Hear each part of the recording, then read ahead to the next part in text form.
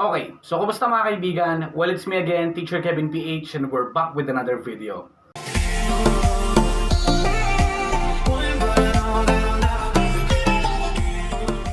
So some good news tayo ngayon mga kaibigan, no? Nung nakaraan, merong lumapit sa atin na isang kagawad na kung saan nagpapahanap siya ng mga second-hand units para sa kanyang programa na libreng print para sa mga estudyante. Eh syempre, kailangan din ng computer set, sabi niya, para may pag-encodan. Ngayon, naantig tayo doon mga kaibigan. That's why nag-donate tayo sa kanya. Na-message na rin natin siya mga kaibigan, no? Na magdo-donate tayo sa kanya ng isang system unit. Pwera monitor, pwera keyboard and mouse. Ito mga kaibigan is yung lumang laptop ko na kinonvert ko lang into a system unit. Pero still, laptop pa rin siya, no? At makikita nyo yan sa link dyan sa baba mga kaibigan, yung previous video natin para sa part 1 ng magdodonate tayo ng libreng system unit para kay Kagawad. So, eto na mga kaibigan, no? Kompleto na rin to. Syempre, meron din tayong extrang benta na keyboard and mouse. Ibebenta na rin natin kay Kagawad ng bagsak presyo.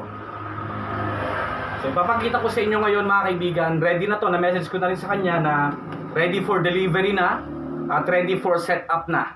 Kasi nagpaayos din siya ng printer sa atin dito. Merong second hand na printer din dito mga kaibigan. And ito, pakita ko sa inyo.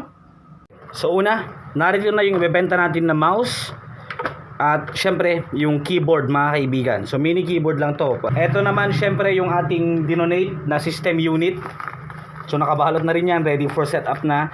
Ang ginawa na natin last time mga kaibigan sa unang video natin dito is nilagyan natin ng hard drive at nilagyan natin ng operating system. Mula sa lumang laptop ko kasi ito mga kaibigan na Lenovo at hindi ko na nagagamit kaya ibibigay na lang natin.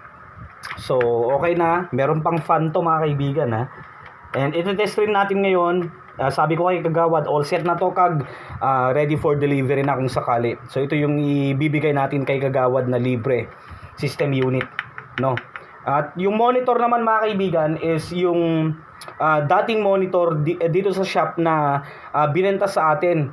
Pero sabi ko hindi ko pwedeng bilhin kasi merong tama. Sabi naman ni client, kung hindi mo pwedeng bilhin kasi may problema, sayo na lang or ibenta mo ng bagsak presyo. So yun, nasabi ko kay client na ibebenta natin to worth mga 300 to 400. Okay lang, sabi naman niya. So yun, ibebenta natin ng bagsak presyo yun kay Kagawad mga kaibigan. So bali ang babayaran na lang ni Kagawad dito is libre na yung system unit, which is yung very important part. Ang babayaran na lang niya is yung keyboard, mouse at yung monitor na worth 400 pesos. So, kung big time lang sana tayo mga kaibigan, pwede lang natin ibigay lahat sa kanya to kasi gusto nating suportahan yung kanyang advokasya. Pero I think malaki na ang na-discount ni Kagawad sa system unit dito. Kasi sabi naman niya, syempre, sabi niya, anak, yung sakto lang dapat sa budget natin ha. Sabi niya. Sabi ko, okay Kagawad, no problem. At yun, naisipan ko, what if ibigay ko na lang ng libre itong system unit. So, yan, iset up natin mga kaibigan. Kunin ko yung monitor. Yan. So ito naman mga kaibigan yung monitor, no, Chimay. At i-testing natin. Meron lang konting tama dito sa baba, pero sabi ni Kagawad, kukunin pa rin niya mga kaibigan. Syempre, saan ba tayo makakakuha ng bagsak presyo ng monitor? So yan, i-testing natin, i-set up ko lang mga kaibigan. So ilagay ko lang tong mga kaibigan, nakalimutan kong ilagay yung HDMI cable. Then, ito na sinasabi ko kapag ipa-power on natin, syempre may power button pa rin to, no? Galing sa lumang laptop So dito lang, maliit lang, kahit toothpick pwede. Then meron na ring cooling pad yan syempre. So yan, tignan natin sa my computer. Yan, so pwede pa mga kaibigan. Nilagyan ko na rin buyon, free print. So ito yung problema, may konting sira, tama. Pero okay lang yan. At least bagsak presyo nang nakuha ni Kagawad. Yun, nalagyan na natin mga kaibigan. So, lagay lang natin sa taskbar. Word, PowerPoint, Excel, Publisher.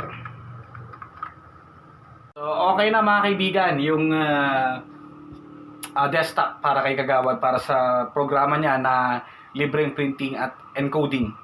So, nonetheless, okay na to.